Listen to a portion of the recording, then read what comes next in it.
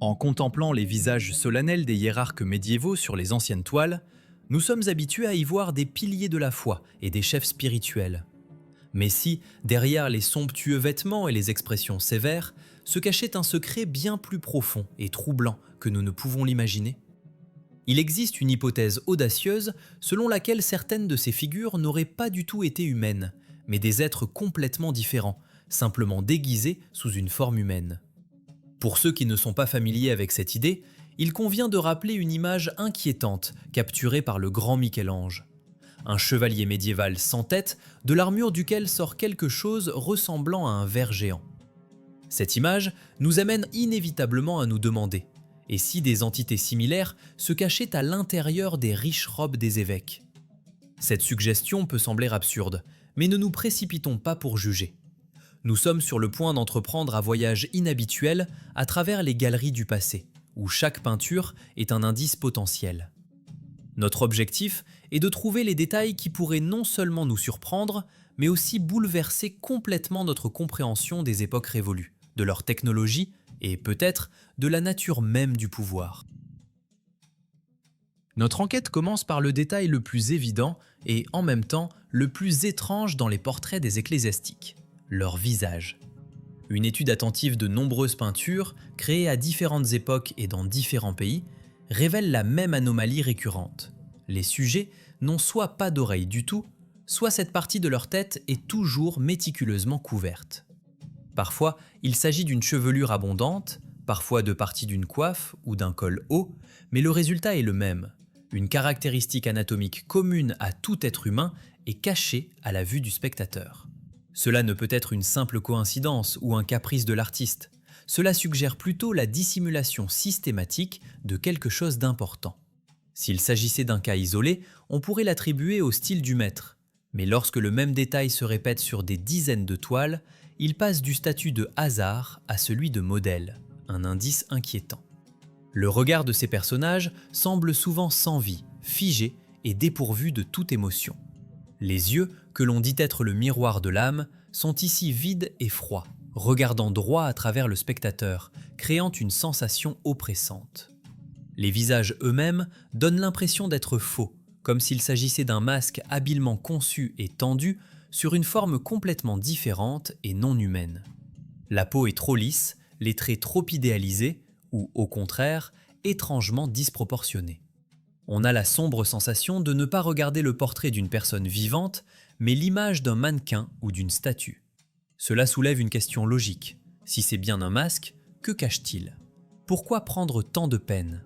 Quelle sorte d'être pouvait se cacher sous cette façade, un être dont la vraie nature devait être si soigneusement cachée à son troupeau et à la postérité? La recherche d'une réponse nous mène du visage vers le bas, aux mains de ces êtres mystérieux. Et là, nous trouvons une nouvelle découverte non moins étonnante, qui ne fait que renforcer nos soupçons initiaux. Les mains, qui font des gestes de bénédiction ou tiennent des reliques sacrées, ne sont en réalité pas des mains humaines. Leur peau est anormalement lisse, sans une seule ride, veine ou pore. La raison est simple, ce n'est pas de la peau, ce sont des gants. Ils n'ont ni ongles, ni cuticules, ni aucun autre signe minuscule de chair vivante qui les identifierait comme humains. Ils ressemblent à une coquille parfaite et sans couture. Et encore une fois, une question légitime se pose. Ces gants sont-ils portés sur des mains humaines ou y a-t-il autre chose de caché en dessous? Ce détail change fondamentalement notre perception. Un masque cachait le visage et les gants les membres. On nous présente une image d'un camouflage complet et total, cachant la vraie forme de la créature de la tête aux pieds. Mais la partie la plus intéressante n'est pas les gants eux-mêmes, mais ce qu'il y a dessus.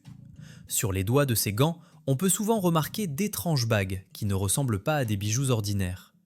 Elles semblent faire partie intégrante du gant lui-même, comme si elles y étaient cousues ou servaient de composants fonctionnels. Ces bagues ont une forme inhabituelle, parfois avec des fentes, et rappellent davantage des pièces d'un mécanisme que des bijoux. Leur apparence évoque des transformateurs toroïdaux ou d'autres composants techniques. Ce n'est plus seulement un déguisement, c'est un déguisement avec une fonction inconnue.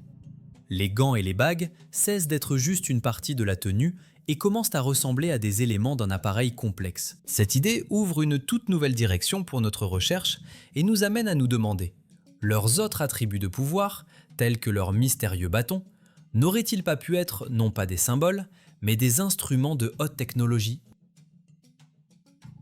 Nous avons donc établi que, sous l'apparence de saints, auraient pu se cacher certains êtres vêtus d'un camouflage complet de masques et de gants. Mais le plus intéressant, ce sont les détails qui transforment ce déguisement en quelque chose de plus.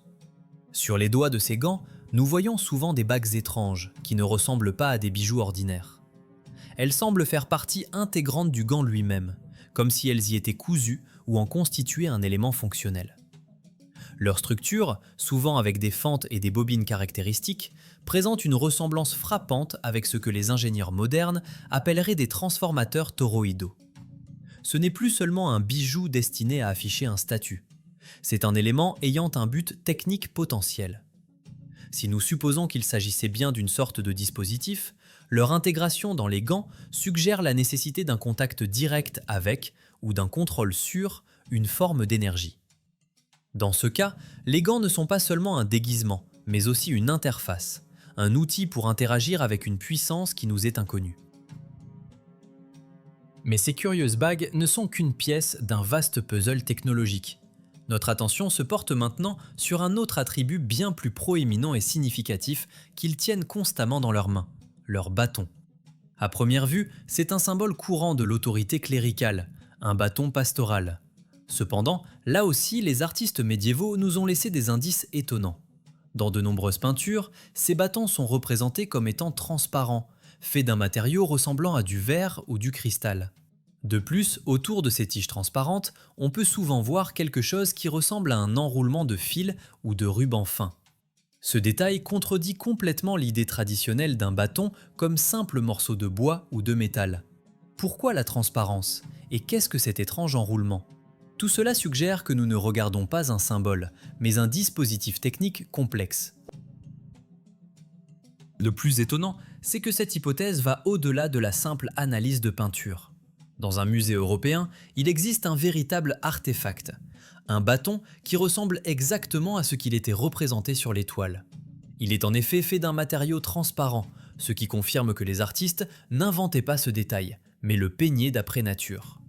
L'existence d'un tel objet fait passer notre théorie du domaine de la spéculation à celui de la preuve matérielle. Et si ces bâtons étaient une sorte d'appareil énergétique ou d'outil de communication? Une sorte d'équivalent ancien des smartphones permettant la communication à longue distance, ou peut-être des outils pour manipuler l'énergie? Le corps transparent aurait pu servir à la surveillance visuelle de certains processus internes, tandis que l'enroulement aurait pu faire partie d'un circuit électrique, une bobine d'induction. Entre les mains de ces êtres, nous ne voyons plus de simples symboles de foi, mais de véritables technologies, dépassant tout ce que nous avons l'habitude d'associer au Moyen-Âge. Ainsi, l'image devient plus claire et, en même temps, plus fantastique. Nous voyons des costumes étranges qui pourraient être des équipements de protection. Nous voyons des gants avec des composants techniques intégrés ressemblant à des transformateurs. Nous voyons des instruments complexes sous la forme de bâtons transparents. Tous ces éléments se combinent en un seul système, conçu pour fonctionner avec une force puissante. Mais à quoi servait tout cela? Quel type d'environnement nécessitait un équipement aussi complexe et inhabituel? De quelle force invisible mais puissante devait-il se protéger et, plus important encore, quelle énergie utilisait-il et à quelle fin?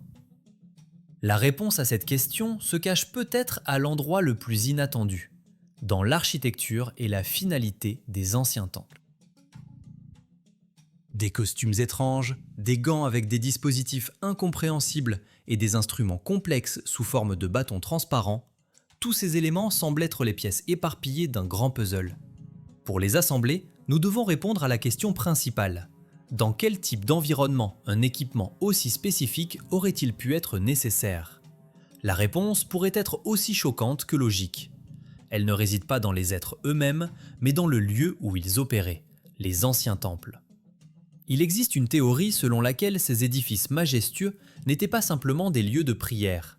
Leur architecture, de hautes flèches, des dômes, une abondance d'éléments métalliques et une orientation précise par rapport aux points cardinaux, auraient pu servir un objectif tout autre, utilitaire. Les temples auraient pu être de gigantesques installations, une sorte de centrales électriques conçues pour collecter et accumuler une énergie puissante et libre, l'électricité atmosphérique. Ces structures, telles de gigantesques antennes tendues vers le ciel, auraient pu capter la différence de potentiel entre la Terre et l'ionosphère, concentrant une énergie colossale à l'intérieur de leurs murs. Si nous acceptons cette hypothèse, toutes les tranches parures du clergé acquièrent instantanément un sens effrayant mais limpide. Pour exister et travailler en toute sécurité dans un tel lieu, à l'épicentre d'un champ électrique de haute intensité, il fallait non seulement des vêtements, mais une véritable combinaison de protection, un équipement de haute technologie, pensé dans les moindres détails. Et les vêtements ecclésiastiques traditionnels correspondent parfaitement à cette description. Analysons-les couche par couche, comme le mode d'emploi d'une combinaison d'électriciens. Le long sous-vêtement, généralement en lin, servait d'isolant principal, une couche diélectrique séparant le corps des couches conductrices extérieures. C'est un principe de base de la sécurité électrique. Par-dessus cet isolant, on portait les vêtements extérieurs, tuniques et chasubles richement brodés de fils d'or et d'argent. L'or est l'un des meilleurs conducteurs électriques. Ainsi, tous ces ornements et motifs dorés n'étaient pas seulement une démonstration de richesse, mais la création d'un maillage conducteur continu à la surface de la combinaison. Le point culminant de ce système de protection est sa conformité avec un principe connu en physique moderne sous le nom de cage de Faraday ou cage de Maxwell. Une plaque d'or massive et polie sur la coiffe, le diadème, servait de contact supérieur à cette cage. Avec les vêtements métallisés, elle créait un cocon conducteur fermé autour de la personne. Toute charge électrique externe s'écoulerait le long de cette surface conductrice sans affecter la personne à l'intérieur. Une personne ainsi vêtue pouvait se trouver en toute sécurité dans un environnement qui serait fatal à quiconque n'y serait pas préparé. Même un détail comme les clochettes d'or sur le bas de la chasuble trouve une explication technique.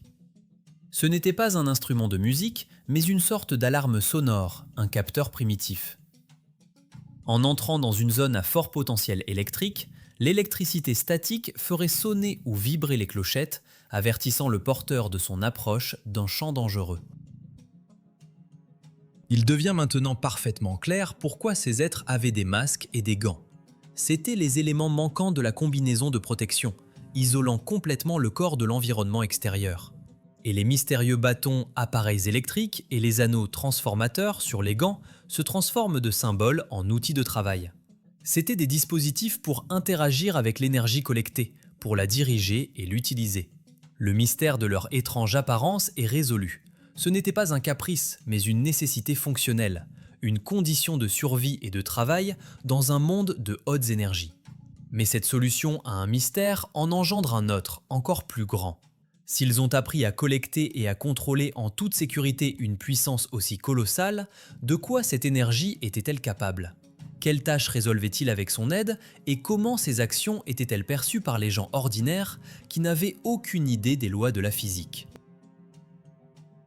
Maintenant que nous avons imaginé les temples comme de gigantesques centrales électriques et le clergé comme des opérateurs en combinaison de protection de haute technologie, nous arrivons au point culminant de notre enquête. En reliant toutes les parties précédentes, nous pouvons proposer une hypothèse qui redéfinit l'essence même des miracles religieux. Si ces êtres mystérieux disposaient d'une énergie colossale et contrôlable et de technologies avancées, alors peut-être que tout ce qui a été considéré pendant des siècles comme une intervention divine n'était rien d'autre qu'une démonstration du fonctionnement de cette technologie devant les non-initiés. Tous les miracles n'étaient que le fonctionnement de leur équipement. Les lois de la physique que les gens ordinaires de cette époque prenaient pour une manifestation de puissance surnaturelle. Considérons les exemples les plus célèbres. Commençons par l'attribut le plus courant de la sainteté, l'auréole. L'aura brillante autour de la tête d'un saint, que nous voyons sur des milliers d'icônes et de peintures, trouve une explication simple et logique dans le contexte de l'électromagnétisme. Dans un environnement à haute intensité de champs électriques, l'air autour des objets conducteurs commence à s'ioniser, créant une lueur visible connue sous le nom de décharge corona. La tête d'une personne, surtout si elle porte un couvre-chef en métal ou un diadème, que nous avons déjà identifié comme faisant partie d'une cage de Maxwell, serait l'endroit idéal pour qu'un tel effet se produise. Pour un observateur non préparé et non familier avec la physique, cette lueur serait une preuve indéniable de divinité. La même explication s'applique à un autre phénomène souvent décrit dans la vie des saints, les cheveux qui se dressent sur la tête. C'est un résultat classique d'un champ électrostatique puissant. Ce qui pour nous est une simple expérience scolaire, pour un homme du Moyen Âge était un signe de la présence d'une puissance supérieure. Passons au miracle de la communication avec le monde supérieur. Rappelons la tradition. Les icônes et les temples sont souvent placés là où une vision d'un saint ou une autre apparition s'est produite. Mais si la cause et l'effet étaient ici inversés? Et si l'icône n'était pas un monument sur le site de la vision, mais l'appareil même par lequel la vision était transmise? Dans notre paradigme technologique, les icônes, en particulier celles richement décorées de métal et de cristaux, auraient pu être une sorte d'écran, des récepteurs pour la communication vidéo. L'apparition d'un saint était, en substance, une session de communication avec des dieux ou des opérateurs situés ailleurs. Cette idée ne semble plus si fantastique si l'on se souvient des textes sacrés. Rappelons comment Noé a reçu de Dieu des instructions extrêmement précises et de niveau d'ingénierie pour la construction de l'arche. Dimensions, matériaux, techniques. Cela ressemble moins à une révélation mystique qu'à la réception d'un cahier des charges technique via un appareil de communication, une sorte de radio ancienne. Mais la technologie ne se limitait pas à la lumière et à la communication. Elle pouvait aussi contrôler la matière. Considérons le phénomène de la lévitation. De nombreuses cathédrales catholiques ont de hautes chaires et tribunes d'où le prêtre s'adresse à ses fidèles. L'architecture même de ces cathédrales, avec leurs immenses voûtes et leur acoustique parfaite, en fait de gigantesques résonateurs. Dans la science moderne, il existe le concept de lévitation acoustique, où de puissantes ondes sonores, focalisées d'une certaine fréquence, peuvent faire flotter des objets dans les airs. Imaginez un instant, vous êtes une personne ordinaire de cette époque, ne sachant rien de la technologie. Vous vous tenez dans une immense salle résonante, et soudain le prêtre, parlant depuis la chaire, commence à s'élever lentement dans les airs, accompagné des sons puissants et vibrants d'un orgue ou d'un chœur. Bien sûr, vous croiriez être témoin d'une divinité ou de son messager. Ce qui aurait pu être le travail d'une installation acoustique était perçu comme un miracle absolu. Enfin, les suppositions les plus audacieuses concernent les voyages dans l'espace. Dans certaines gravures anciennes, on peut voir d'étranges images ressemblant à des arcs-en-ciel ou à des rayons de lumière émanant d'objets volants ou reliant différentes villes. Dans un contexte religieux, cela est interprété comme un rayonnement divin. Mais dans un contexte technologique, cela ressemble à la visualisation de portails ou de couloirs de transport. Si les temples étaient des nœuds énergétiques, il est logique de supposer qu'il existait un certain système de communication et de transport entre eux. Peut-être ces rayons étaient-ils une sorte de tunnel pour la téléportation, permettant un voyage instantané d'un centre d'énergie à un autre. Ainsi, nous voyons que presque tous les miracles religieux clés, la lumière divine, la communication avec les cieux, la lévitation et le voyage instantané, peuvent s'expliquer du point de vue des hautes technologies basées sur la manipulation de l'énergie. La vision du monde où les prêtres étaient des ingénieurs et les temples des centrales électriques semble cohérente et logique. Mais si tout cela a existé, où est-ce passé? Pourquoi ne voyons-nous aujourd'hui que des rituels, une répétition aveugle d'actions dont le sens est perdu depuis longtemps? Pourquoi de ces grandes technologies ne sont restés que des symboles et des dogmes vides? La réponse à la question de savoir où ces technologies ont disparu et pourquoi nous n'observons aujourd'hui que des rituels solennels mais dépourvus de puissance physique se trouve dans le domaine de la psychologie sociale et de l'anthropologie. La clé de cette énigme nous est donnée par un phénomène connu en science sous le nom de culte du cargo. Ce terme est apparu au milieu du XXe siècle, lorsque les indigènes des îles du Pacifique, en rencontrant des bases militaires américaines, ont vu comment les « dieux blancs » recevaient des biens, vêtements, nourriture, équipements, du ciel. Lorsque les militaires sont partis, les insulaires, ne comprenant pas les principes de la communication radio et de l'aviation, ont commencé à construire des maquettes d'avions en paille et en bâton, à ériger des tours en bois avec des antennes en bambou, et à marcher avec des bâtons au lieu de fusils, en espérant que ces actions rituelles feraient revenir les oiseaux de fer et leur apporteraient à nouveau des biens. Ils ont copié la forme extérieure des actions sans en comprendre le contenu et le mécanisme interne. Transposons cette analogie à notre situation avec les anciens temples et les prêtres de haute technologie.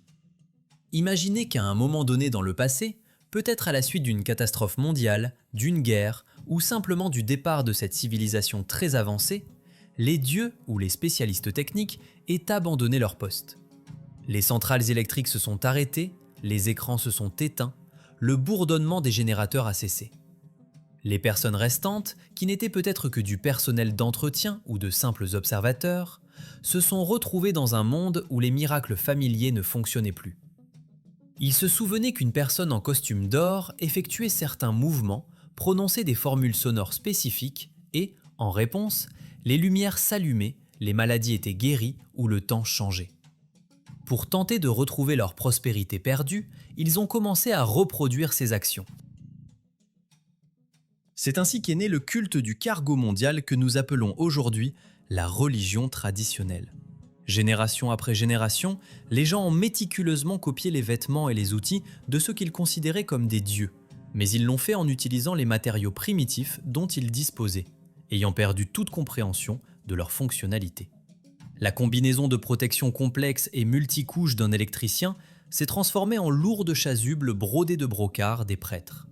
Les mêmes transformateurs toroïdaux et connecteurs techniques qui se trouvaient sur les appareils réels sont devenus des motifs et des écussons dorés dénués de sens mais magnifiques que nous voyons aujourd'hui sur les vêtements cléricaux. Les éléments fonctionnels sont devenus de la décoration. Les bâtons transparents avec des bobines d'induction, utilisés pour contrôler l'énergie, ont été remplacés par des tiges en bois ou en métal ornées de pierres précieuses. Extérieurement, ils ressemblaient aux originaux, mais à l'intérieur, ils étaient vides et techniquement inutiles. La même chose s'est produite avec les coiffes. La cage de Maxwell et les casques de communication complexes, qui cachaient l'absence d'oreilles humaines ou protégeaient l'ouïe du bruit, se sont transformés en mitres et en clobux. Les fanons en tissu qui pendent des coiffes des évêques modernes sont un vestige, un écho des écouteurs ou des éléments isolants qui avaient autrefois un but pratique. Ce ne sont plus que des bandes de tissu dont le sens même les porteurs de ces traditions ne peuvent expliquer clairement. Les rituels sont également des modes d'emploi conservés. La combustion de l'encens aurait pu être à l'origine une procédure de désinfection ou au moyen de créer un milieu gazeux spécifique nécessaire à la conductivité ou à la visualisation de faisceaux d'énergie. Les chants et le son des cloches étaient des tentatives de recréer les mêmes résonances acoustiques qui déclenchaient la lévitation ou ouvraient des canaux de communication. Mais sans l'équipement approprié et la connaissance précise des fréquences, tout cela s'est transformé en simple musique et en cérémonies aromatiques. La période des 15e-16e siècles, à laquelle appartiennent de nombreuses peintures que nous avons examinées, a probablement été l'époque où ce culte du cargo a été définitivement canonisé. C'est alors, sur les ruines de technologies oubliées, que s'est formé le style visuel et cérémoniel qui a survécu presque sans changement jusqu'à nos jours. Les artistes de cette époque auraient encore pu voir des vestiges des appareils réels ou leur représentation sur des artefacts plus anciens. C'est pourquoi sur leur toile, nous voyons d'étranges hybrides, une technologie qui ne fonctionne plus, mais qui n'a pas encore été entièrement stylisée en objet magique. Ils capturaient le moment de la transition de l'ingénierie à la mythologie. L'attirail ecclésiastique, par conséquent, se présente à nous comme un gigantesque musée de maquettes techniques qui ne fonctionnent pas.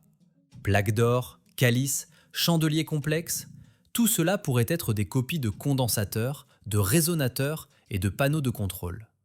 Pendant des siècles, les gens ont poli ces objets, les traitant avec admiration et crainte, croyant en leur pouvoir sacré, alors qu'en réalité, ils vénèrent un cargo, des biens dont le sens est perdu depuis longtemps.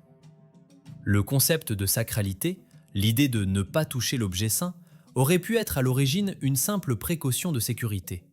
Ne pas toucher, la haute tension vous fera du mal. Avec le temps, l'avertissement sur le danger s'est transformé en une interdiction religieuse, et la zone de haute tension est devenu un hôtel, accessible uniquement aux initiés en combinaison de protection. Sous cet éclairage, toute notre histoire et notre culture exigent une réévaluation radicale. Ce que nous avons l'habitude de considérer comme une ancienne tradition spirituelle pourrait s'avérer n'être rien de plus qu'une grandiose imitation qui s'est étendue sur des millénaires d'un grand passé technologique. Nous vivons à l'ombre de géants dont nous avons transformé les outils en idoles et les modes d'emploi en prières. Cette prise de conscience peut être douloureuse, mais elle ouvre une perspective fascinante. Peut-être que quelque part dans ces rituels et ces maquettes, de véritables connaissances sont encore codées, attendant quelqu'un qui puisse les regarder non pas avec les yeux d'un croyant, mais avec la perspective d'un ingénieur et d'un chercheur. Et alors, la magie redeviendra technologie, et le culte du cargo cédera la place à une véritable compréhension de notre passé.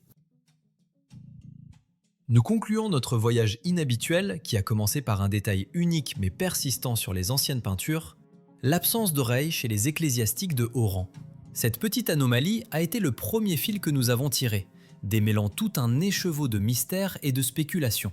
Des visages étranges et sans vie qui ressemblaient à des masques, nous sommes passés aux mains, cachés dans des gants sans la moindre trace d'ongles. Sur ces gants, nous avons découvert des bagues, dont la forme ne rappelait pas des bijoux, mais des composants techniques, comme des transformateurs toroïdaux. Cette découverte, à son tour, nous a fait regarder d'un œil nouveau leurs bâtons transparents, avec leur mystérieux enroulement, suggérant qu'il ne s'agissait pas de symboles de foi, mais d'instruments complexes.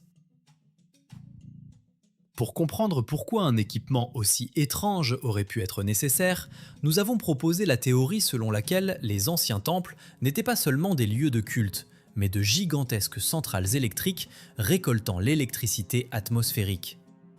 Dans ce contexte, les somptueux vêtements se sont instantanément transformés en combinaisons de protection sophistiquées, fonctionnant sur le principe d'une cage de Maxwell, où chaque élément, de la broderie d'or aux clochettes sur le bas, remplissait une fonction de protection ou de signalisation.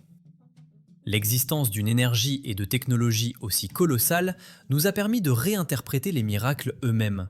Les auréoles brillantes se sont avérées être des décharges Corona.